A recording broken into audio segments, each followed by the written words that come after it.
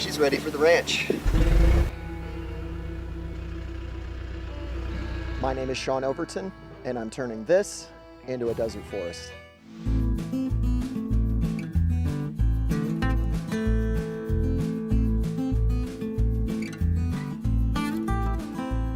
On this episode, I think some people might be upset, and the reason is that I'm using a bulldozer and I'm digging up plants. The reason I'm digging up the plants is because we're going to drag some of my living structures up here, and the guys that are helping me with the truck and the trailer, I don't want to tear up their equipment, so I can't have them blowing tires while they drive over Cholla and Ocotillo, and especially Lechuguilla. Now, what I realized as I started doing this is that I don't have to destroy these plants and actually save them. And as they're getting dug up by the roots with the blade of the bulldozer, I can pick them up and move them over to the dirt bathtubs and transplant them. The great thing about agave is that they're extremely hard to kill. So with me abusing them with the bulldozer, what looks like something terrible where I'm killing local native plants, I'm actually using that as an opportunity to dig them up and transplant them, which is going to concentrate even more biomass in the dirt bathtubs. So here's a really good example. This guy, he just got pulled up right from the roots. I can pick him up like this, and this little barrel cactus, I think this is a Turk's head, he's going to get a new life, just in a different spot.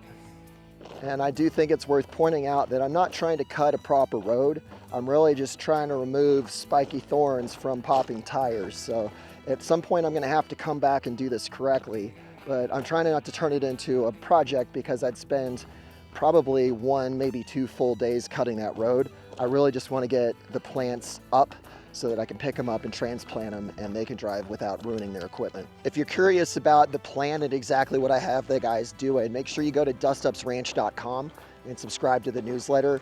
When you do that, I'm going to be able to send you the detailed work plan so you can see exactly what these guys are up to and why this preparation is important.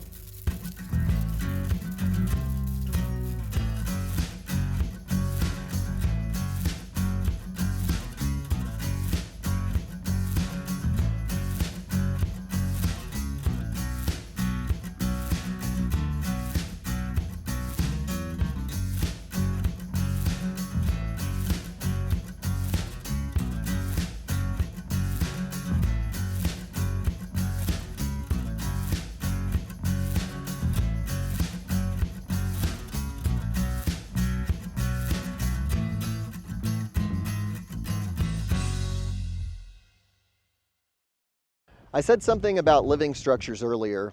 I've lived in all sorts of different accommodations out here, starting with a little camping tent, graduating to a pop-up tent, to a drash tent, and now I have a drill rig doghouse. More on that in a second, but first, let me show you the process of buying that.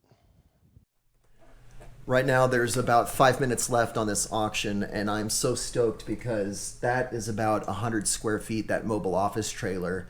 And based on what's up for auction today, I can use these mobile office trailers and maybe some of these drilling dog houses to have instant shelter at crazy cheap prices that immediately are fit for human habitation. So I'm waiting to see if I win this first auction. I've only got 5 minutes to go. And if I win this one, it works out to $25 a square foot. It's pre-wired with electrical. It's got the lights. and it's got an air conditioning unit. Sounds like a home run to me. 1 minute left. I'm still leading, and I'm just sitting here sweating bullets. 3, 2, 1. Come on, baby. Woo! I'm the winning bidder. I have shelter. This is the second thing I'm bidding on today. I didn't even know that a drill rig doghouse was a thing, but these are from the oil fields, and these are buildings that are meant to be safe and secure next to a very dangerous work environment. So I can't say much for the exterior look, but the interior is totally adequate. It's insulated with air conditioning, and it's pre-wired with electric. A drill rig doghouse is designed for being out in very difficult conditions on an oil rig, whether it's offshore or in the Permian Basin.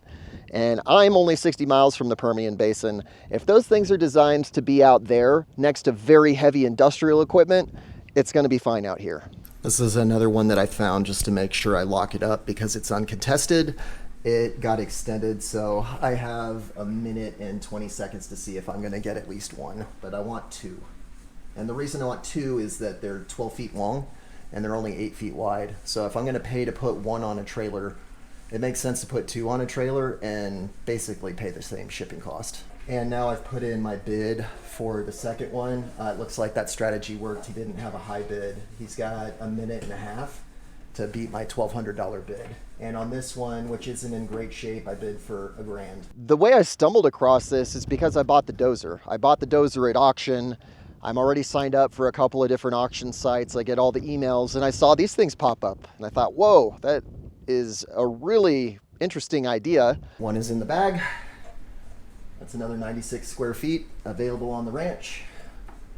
And at 2200 divided by 96, I paid $23 a square foot for that building. And at 2800, which it looks like I'm gonna win, I'd be paying $29 a square foot. 2, 1, should be me. The first doghouse I got for $2,800, and the second doghouse I got for $2,200. When I went to go pick up my 2 doghouses that I won at auction, I was talking to the guy that owns the equipment company, and it turns out that he sells them for $1,800.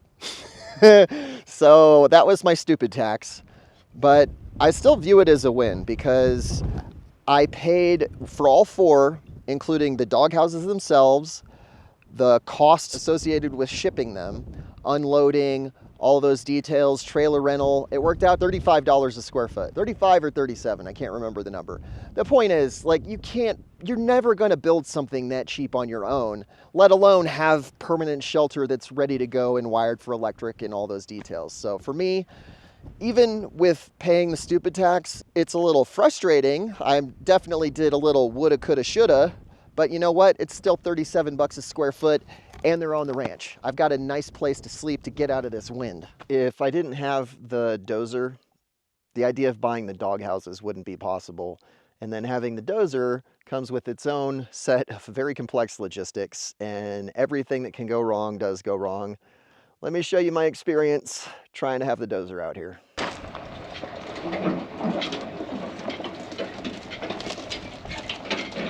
So it is time to get going. I got my bulldozer. I'm gonna pull the truck up right next to it, and we're gonna get some diesel in here and get started.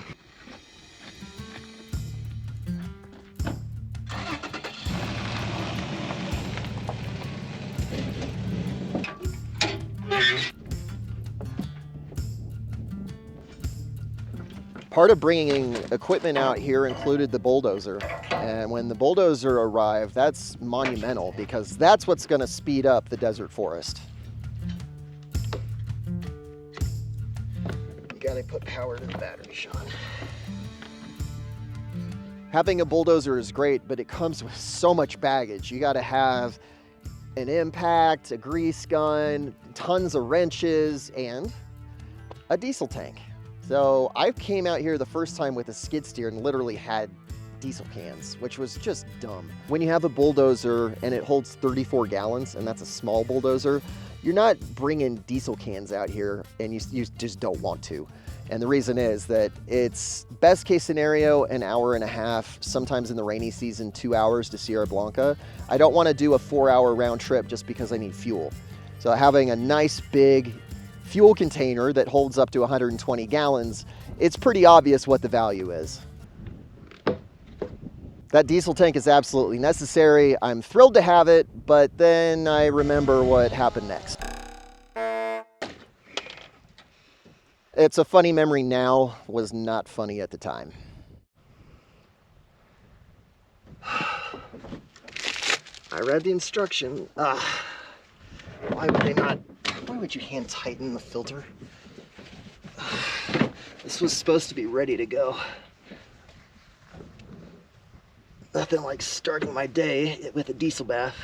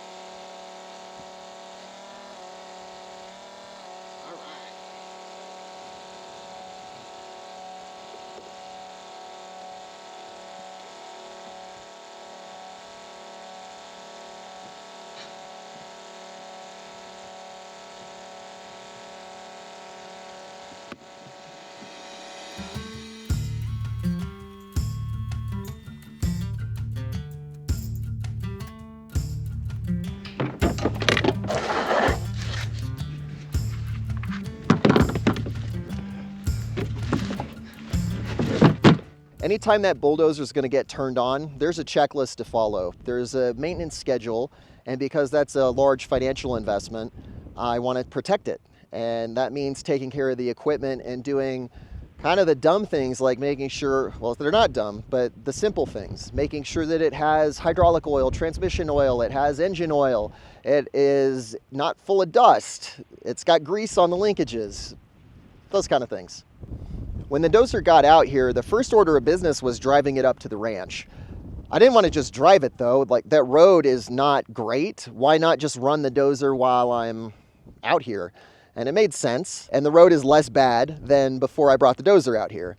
But as I was running the dozer, that was literally my first hour operating a bulldozer. The results of my work are pretty clear when you drive in a pickup over the work. All right, I think I'm stalling a little bit because I'm nervous. Let's just get going. Okay, truck's all good.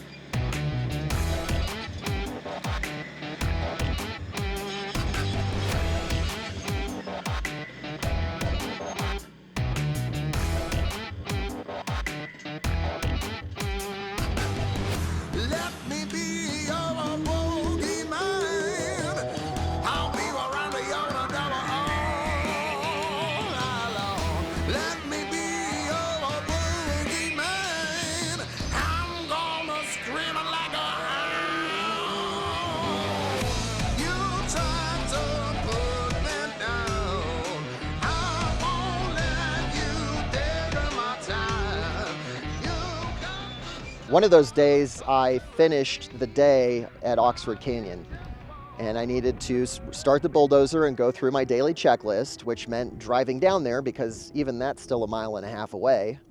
But as I came back up, something happened.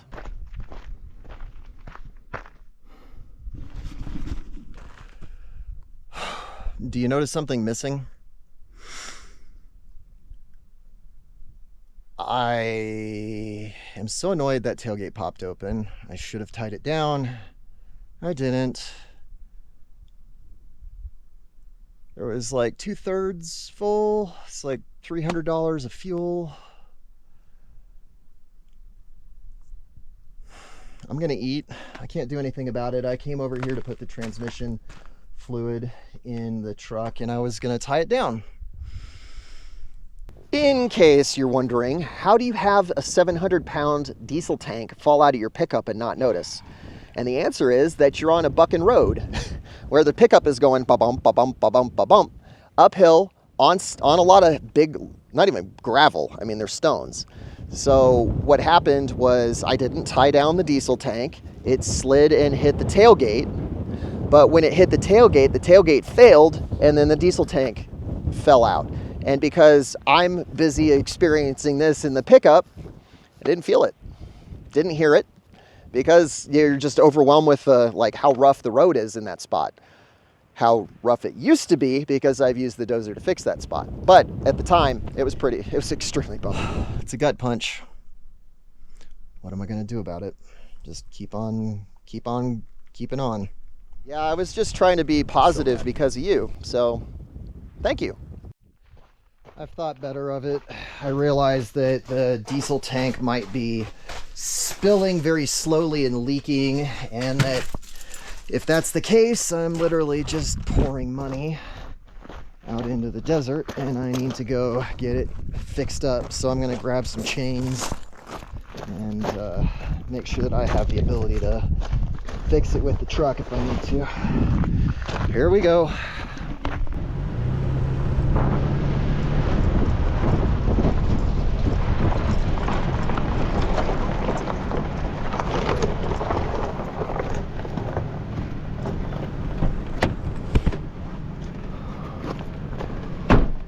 Maybe I got lucky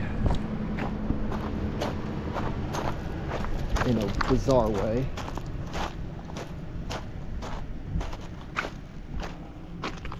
You lucky dog.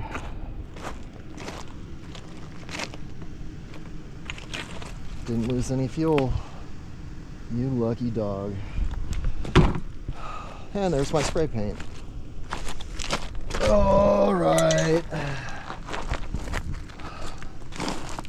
I think what I'm going to do is back the truck up, wrap a chain around the base of that, and we'll see how we do. It's really not ideal at all. It's not even slightly ideal. I think I'm just going to wrap chains and unfortunately drag it. And if I can't drag it, I guess I'll have to just walk to the dozer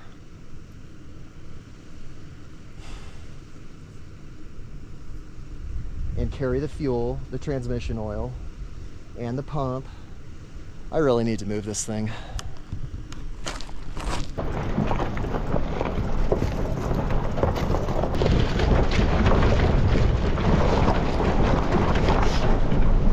Not ideal, but hey, I got past. And now I can drive to the dozer, put in the transmission oil, and then hey, maybe I can start running again today. I didn't have the slightest idea how to move it. I had an idea pop in my head last night, and I think I know how I'm gonna get that out of the way.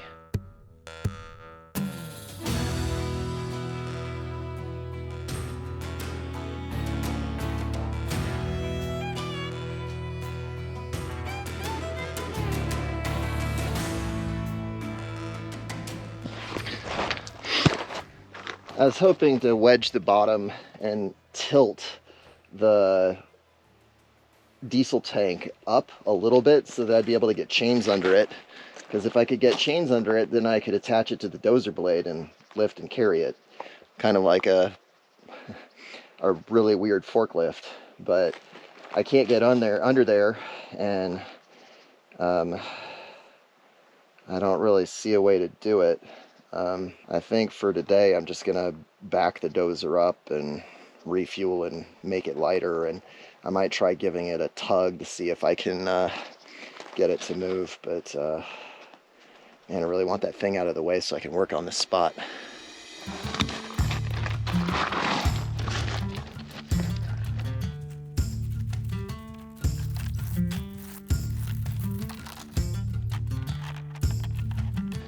That's a little alarming. I don't know why it made all that noise. Oh, shoot. Wrong way. Coolant is full. Okay, dust up motor valve.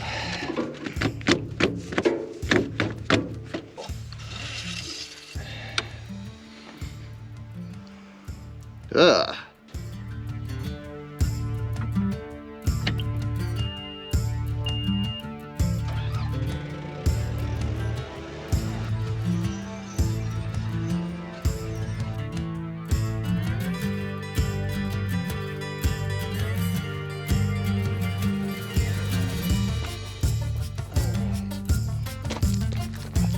You want to stay well away from.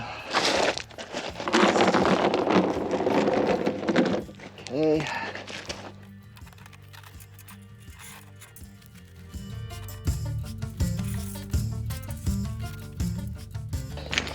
Off camera, where I could think more clearly, I was able to slide the tow strap under there, which it's rated for 15,000 pounds and I have it double wrapped. So I feel comfortable using that for lifting. The chain's certainly capable of it. All I need is to get that chain sitting on the ground under the second side, and then if I can loop the chain under the two straps sitting underneath it, then I should be able to drag the thing. Maybe. You know what? It's going to be easier if I just show you.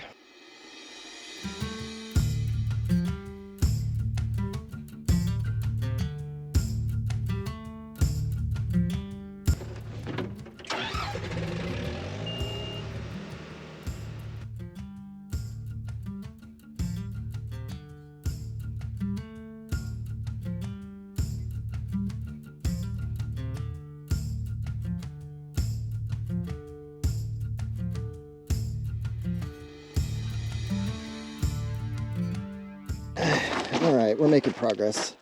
So now I think what I'm going to do is run a chain from here to here and then bind it so that it starts to lift this thing up. And if I can get it up, then I've got the second chain to really get it attached to the blade. And if it's attached to the blade, then I can just drive it.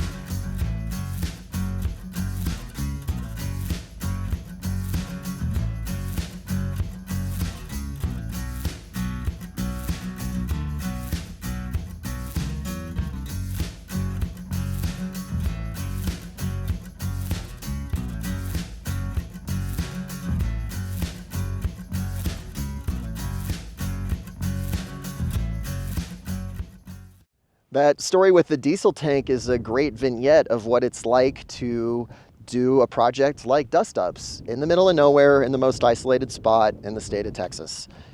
Stuff goes wrong. You gotta be able to roll with the punches, and as often as possible, you gotta be your own help, your own rescue, your own everything. When I think back about the skid steer episode a year and a half ago, I just marvel at how inexperienced I was, but also how far I've come, and hopefully learn from the lesson. Everything that's heavy in the pickup needs to get tied down. The dog houses are out here. I have everything all here. So in the next episode, I'll give you guys a little tour as part of the episode and show you the various condition that those things are in And maybe if my buddy Daniel, who really did me a solid and dragged him out here with Mike Spicer and a couple of the other guys from American Legends Outdoors, thank you so much to them. That was not at all required, but very, very much appreciated. And now I've got them out here, and on a day like today where the wind's blowing, can't you tell from my beautiful flowing locks? Yeah, I'll give you guys a tour and show you around, and give you a little better idea of the progress that's been made. And in the next episode, we're going to be operating the bulldozer, not just fixing roads, but actually making the desert forest. That's going to involve earthworks, and I cannot wait to show you that. Thank you for watching.